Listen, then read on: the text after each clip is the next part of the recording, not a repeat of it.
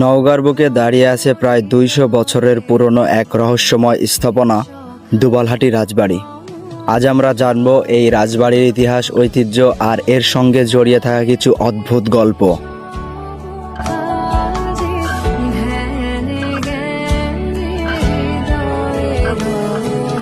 ১৭৯৩ সালে এই অঞ্চলের জমিদারি ক্রয় করেন রাজা কৃষ্ণনাথ। পরবর্তীতে ১৮৫৩ সালে তার উত্তরসূরি রাজা হরনাথ রায় চৌধুরী জমিদারি দায়িত্ব গ্রহণ করেন এবং দুবালহাটি রাজবংশকে নিয়ে যায় এক অনন্য উচ্চতায়। রাজা হরনাথ রায় শুধু একজন জমিদারই ছিলেন না, তিনি ছিলেন একজন শাসকও বটে।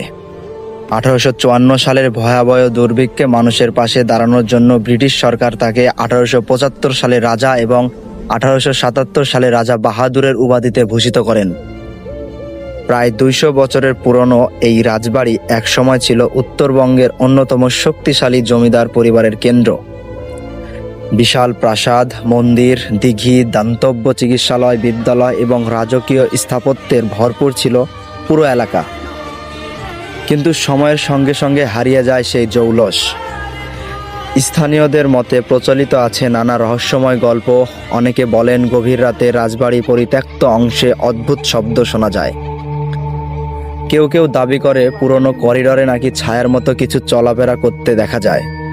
যদিও এসব ঘটনার কোনো ঐতিহাসিক প্রমাণ নেই, তবুও এই গল্পগুলো আজও দুবালহাটি রাজবাড়িকে ঘিরে রহস্যময় আবরণ তৈরি করে রেখেছে।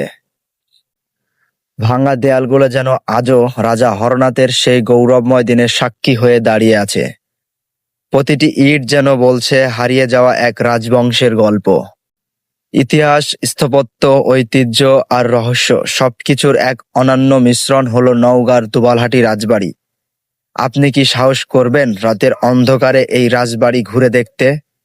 কমেন্টে জানান আপনার কাছে এটি ইতিহাসের স্মৃতি নাকি রহস্যের রাজ্য।